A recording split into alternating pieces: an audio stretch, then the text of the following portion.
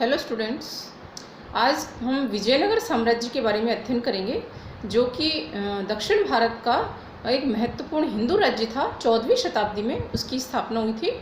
हमने देखा था पिछले वीडियो में कि मोहम्मद बिन तुगलक के शासनकाल में उसकी गलत नीतियों के कारण साम्राज्य में विद्रोह उठ खड़े हुए थे, उत्तर भारत में और दक्षिण भारत में, और इन विद्रोहों के फलस्वरूप साम्राज्य में अराजकता फैल गई थी। इस अराजकता और अव्यवस्था का लाभ उठा करके दक्षिण भारत में दो राज्य स्थापित हुए, जिनमें एक था विजयनगर राज्य और दूसरा था बहमनी राज्य। बहमनी राज्य मुस्लिम राज्य था, जबकि विजयनगर जो है एक हिंदू राज्य था। कुतुबुद्दीन ऐबक ने भारत में जिस तुर्की राज्य की स्थापना की थी, वह तुर्की राज्य अलाउद्दीन खिलजी और गयासुद्दीन तुगलक के समय में उनकी विजयों के फलस्वरूप मोहम्मद बिन तुगलक के समय एक उत्कर्ष की पराकाष्ठा पर पहुंच गया था। किंतु ये भी सत्य कि मोहम्मद बिन तुगलक के समय ही दिल्ली सल्तनत का विघटन भी शुरू हो गया था। मोहम्मद बिन तुगलक की गलत नीतियों के कारण उत्तरी और दक्षिण भारत में अनेक विद्रोह उठ खड़े हुए, जिन्हें मोहम्मद बिन तुगलक ने दबाने का प्रयास भी किया, लेकिन वह इनको दबाने में सफल नहीं हुआ। वो उत्तर भारत के विद्रोहों को तो दबाने में सफल हो गया कुछ सीमा तक, लेकिन दक्षिण भारत के विद्रोहों का दमन वो नहीं कर पाया। इसके फलस्वरूप दक्षिण भारत में स्वतंत्र राज्य स्थापित हुए, बहमनी और विजयनगर राज्य। दिल्ली सल्तनत से और भी कई राज्य थे जो स्वतंत्र हो गए थे मोहम्मद बिन तुगलक के शासनकाल के अंतिम दिनों में। अब हम बात करते हैं विजयनगर राज्य के राजनीतिक उपलब्धियों के बारे में। विजयनगर राज्य की स्थापना मोहम्मद बिन तुगलक के समय में फैली अव्यवस्था और अराजकता के फलस्वरूप 1336 ईस्वी में संगम के दो पुत्रों हरियर और बुक्का के द्वारा की गई थी। हरियर और बुक्का को इस कार्य में प्रसिद्ध विद्वान माधव विद्यारण्य और उनके भाई सायणाचार्य से भी सहयोग प्राप्त हुआ था। सायणाचार्य जो हैं वो वेदों के टीकाकार थे। विजयनगर साम्राज्य लगभग 1620 ईस्वी तक चला और इस दौरान इस पर 4 राजवंशों ने शासन किया, जिनमें संगम वंश, सलू वंश, तुलु वंश व अरविंदु वंश आते हैं। हम बात करते हैं विजयनगर पर शासन करने वाले सबसे पहले वंश संगम वंश की। चूँकि इसकी स्थापना संगम के दो पुत्रों के द्वारा की गई थी, हरियर और बुक्का के द्वारा, इसलिए हरियर और बुक्का के द्वारा स्थापित ये जो राज्य था, वंश था, ये संगम वंश कहलाया। संगम वंश ने विजयनगर में 1336 ईस्वी से लेकर के 1486 ईस्वी तक शासन किया। विजयनगर राज्य की स्थापना 1336 ईस्वी में संगम के दो पुत्रों हरियर और बुक्का के द्वारा हुई थी, अतः इनका वंश संगम वंश कहलाया। इनमें हरियर ने 1336 ईस्वी से 1353 ईस्वी तक शासन किया तथा बुक्का ने 1353 से लेकर के 1379 ईस्वी तक शासन किया। इनमें से दोनों ने ही सम्राट और महाराजाधिराज की उपाधि धारण नहीं की थी। इन्होंने विस्तारवादी नीति का अनुसरण किया और विजयनगर साम्राज्य की सीमाओं का विस्तार किया। हरियर ने 1340 ईस्वी के लगभग कोंकण के हिंदू शासकों पर आक्रमण किया तथा वहाँ के बड़े भूभाग पर और मालाबार का जो समुद्र तट था उस पर भी अधिकार कर लिया। इसके बाद में विजयनगर पर देवराय प्रथम और देवराय द्वितीय का शासन स्थापित हुआ। इन दोनों को बहमनी राज्य से संघर्ष में उलझना पड़ा। बहमनी शासक जो थे उनके साथ में इनको संघर्ष करना पड़ा। देवराय द्वितीय के उत्तराधिकारी निर्बल थे और इसके बाद में 1486 ईस्वी में अंतिम संगम वंश के शासक विरूपाक्ष द्वितीय को गद्दी से हटाकर नरसिंह सालू ने विजयनगर की गद्दी पर अधिकार कर लिया था और इस प्रकार विजयनगर में सलू वंश की स्थापना हुई। हम बात करते हैं सलू वंश के बारे में, जिसने विजयनगर पर 1486 ईस्वी से लेकर के 1505 ईस्वी तक शासन किया था। नरसिंह सलू 1486 ईस्वी में विजयनगर की गद्दी पर बैठा और उसने सलू वंश की नींव रखी। नरसिंह सालू जो था वीर था, योद्धा था और उसने उन प्रदेशों पर पुनः अधिकार करने का प्रयास किया जो देवराय द्वितीय और उसके निर्बल उत्तराधिकारी के काल में बहमनी शासकों द्वारा जीत लिए गए थे। इसके बाद के शासक निर्बल सिद्ध हुए तथा 1505 ईस्वी में नरसिंह ने नरसिंह सालू के अयोग्य पुत्र को गद्दी से हटाकर विजयनगर की गद्दी पर अधिकार कर लिया और तुलु वंश की स्थापना की। हम बात करेंगे तुलु वंश के बारे में, जो 1505 ईस्वी में नरसिंह के द्वारा स्थापित हुआ था। वीर नरसिंह ने जिस वंश की नींव रखी ये तुलु वंश कहलाया। इसने बहमनी शासकों के आक्रमणों को विफल किया था। 1509 ईस्वी में इसकी मृत्यु के बाद में उसका छोटा भाई, वीर नरसिंह के बाद में इसका छोटा भाई कृष्णदेव राय विजयनगर की गद्दी पर बैठा। ये विजयनगर साम्राज्य का सबसे महान और पराक्रमी शासक था। अब हम बात करेंगे कृष्णदेव राय की, जिसने 1509 ईस्वी से लेकर के 1530 ईस्वी तक विजयनगर पर शासन किया था। कृष्णदेव राय विजयनगर का सबसे महान शासक था। सर्वप्रथम कृष्णदेव राय ने एक सुदृढ़ शासन व्यवस्था स्थापित की तथा राजस्व व्यवस्था में अनेक सुधार किए। उसने एक शक्तिशाली सेना का गठन भी किया, जिसमें लगभग 7 लाख पैदल और 32,000 घुड़सवार थे। इसके बाद कृष्णदेव राय ने विस्तारवादी नीति का अनुसरण किया, विजयनगर साम्राज्य की सीमाओं का विस्तार किया। उसने सम्राट बनते ही बहमनी राज्य के शासक महमूद शाह के आक्रमण का सामना किया और महमूद शाह ने विजयनगर पर आक्रमण किया और उसे फिर जिहाद का नाम दिया, इसे धार्मिक रूप दे दिया। लेकिन कृष्णदेव राय ने महमूद शाह के इस आक्रमण का मुंहतोड़ जवाब दिया और महमूद शाह को पराजित किया। कृष्णदेव राय ने कृष्णा और तुंगभद्रा के बीच का जो रायचूर दोआब का प्रदेश था उस पर भी अधिकार कर लिया। इसके बाद में 1513 ईस्वी में कृष्णदेव राय ने उड़ीसा के राजा गजपति प्रताप रुद्र को हराया और विजयनगर की वो सारी भूमि वापस ले ली जो उसने विजयनगर के दुर्बल उत्तराधिकारियों से छीनी थी, उड़ीसा के शासक प्रताप रुद्र ने। इसके बाद में 1514 ईस्वी में कृष्णदेव राय ने पुनः उड़ीसा पर आक्रमण किया और उदयगिरी का किला जीत लिया। फिर उसने कोड़बिंदु और कोड़पल्ली पर भी अधिकार कर लिया। इन युद्धों के दौरान उड़ीसा के राजा की पत्नी और उसका पुत्र जो है विजयनगर के सेना के हाथों पड़ा, लेकिन कृष्णदेव राय ने इन दोनों को ससम्मान वापस लौटा दिया। 1520 ईस्वी में कृष्णदेव राय ने बीजापुर के शासक यूसुफ आदिल शाह के ऊपर आक्रमण किया और बीजापुर को तथा गुलबर्गा के किले को तहस नहस किया।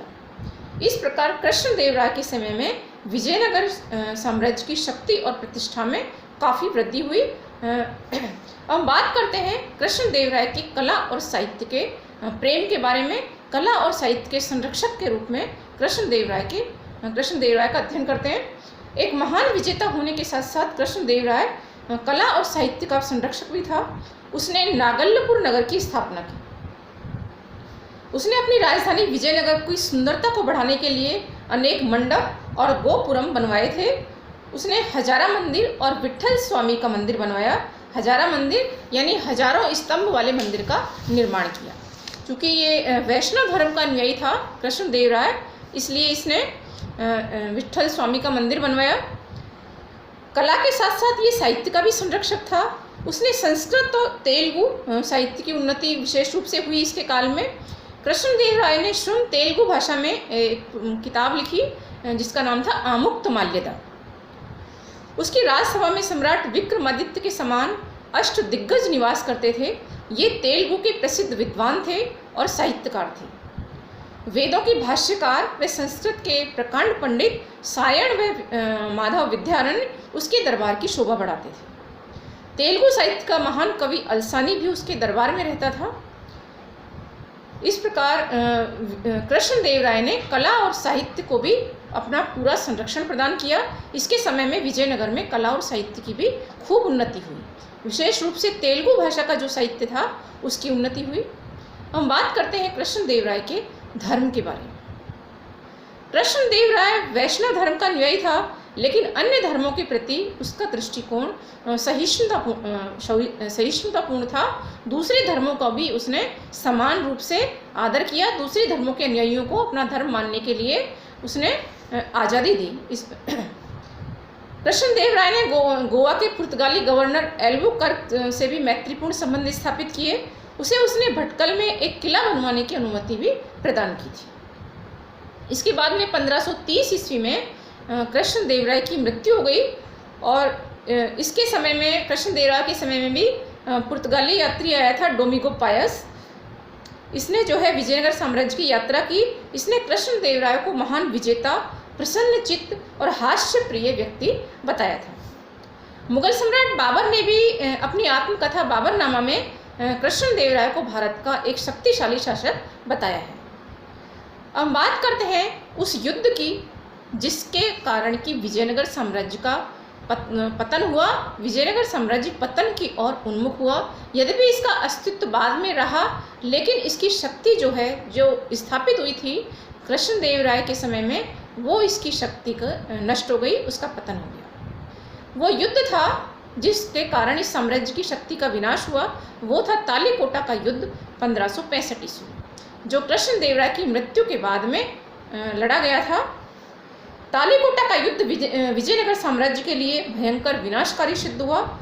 अहमदनगर, इस युद्ध में अहमदनगर, बीजापुर, गोलकुंडा तथा बीदर के जो शासक थे, उन्होंने मिलकर के विजयनगर पर आक्रमण कर दिया। कृष्णदेवराय की मृत्यु के बाद उसका छोटा भाई अच्युत राय और फिर उसका भतीजा सदाशिव राय गद्दी पर बैठे, जो अयोग्य और निर्बल थे। सदाशिव राय के समय में उसके मंत्री राम राय ने प्रशासन के ऊपर कब्जा कर लिया था। 1565 ईस्वी में मुस्लिम सेनाओं ने संयुक्त रूप से, इन राज्यों की मुस्लिम सेनाओं ने बीजापुर जो है, गोलकुंडा, बीदर और अहमदनगर, इनकी संयुक्त सेनाओं ने विजयनगर पर आक्रमण कर दिया और तालीकोटा के युद्ध में 1565 ईस्वी में विजयनगर की सेना को बुरी तरह हराया। इन सेनाओं ने विजयनगर की समृद्धि को तहस नहस कर दिया। तालीकोटा के युद्ध के बाद राम राय, जो कि सदाशिव राय का मंत्री था, उसने अपने भाई तिरुमाल को प्रधानमंत्री नियुक्त किया। उसने विजयनगर के स्थान पर पेनुगोंडा को अपनी राजधानी बनाया था। इसी तिरुमाल ने 1570 ईस्वी में सदाशिव राय को अपदस्थ करके खुद विजयनगर की गद्दी पर अधिकार कर लिया और अरविंदु वंश की इसने नींव रखी थी। तिरुमाल के उत्तराधिकारी जो हैं अयोग्य थे, जिनके कारण जो है विजयनगर साम्राज्य का छिन्न भिन्न हो गया, उसका पतन हो गया। 1614 ईस्वी के लगभग इसकी शक्ति बहुत ज़्यादा कमज़ोर हो गई और रंग तृतीय जो है इस विजयनगर का अंतिम शासक था, अरविंदु वंश का। इसके बाद में विजयनगर साम्राज्य का पतन हो गया। दूसरे राज्यों के द्वारा इसको जीत करके मिला लिया गया अपने राज्यों में। हम बात करते हैं विजयनगर साम्राज्य की शासन व्यवस्था के बारे में। विजयनगर साम्राज्य एक हिंदू राज्य था। इसकी स्थापना उस आंदोलन का परिणाम थी जो दक्षिण में मुसलमानों को बाहर निकालने के लिए शुरू हुआ था। हमने अलाउद्दीन खिलजी के समय में पढ़ा था कि मलिक काफूर ने जो है दक्षिण भारत में एक के बाद एक शानदार विजय हासिल की थी। फलस्वरूप जो है दक्षिण भारत में जो है मुसलमानों के आक्रमण हुए। मलिक काफूर की दक्षिण भारत में विजय से हिंदू इन उपद्रवी मुसलमानों से घृणा करने लगे थे। फलस्वरूप 1336 ईस्वी में विजयनगर के हिंदू राज्य की स्थापना हुई थी। विजयनगर को जन्म देने वाली परिस्थितियों ने ही उसकी शासन व्यवस्था के स्वरूप को निर्धारित किया था। विजयनगर साम्राज्य प्रधानतः एक धार्मिक राज्य था, एक ब्राह्मण राज्य था, जो कि स्थापित किया गया हरिहर और बुक्का के द्वारा। किंतु यहाँ अन्य धर्मावलंबियों के प्रति भी सहिष्णुता का व्यवहार किया जाता था। उनको अपना धर्म मानने की पूरी आज़ादी दी हुई थी। विजयनगर के आरंभिक शासकों ने अपने कुशल ब्राह्मण मंत्रियों की सहायता से शासन व्यवस्था का निर्माण किया, एक कुशल शासन प्रणाली स्थापित की। जिन विद्वानों में सायण हैं, माधव विद्यारण्य हैं, अलसानी हैं, ऐसे ब्राह्मण विद्वानों को जो है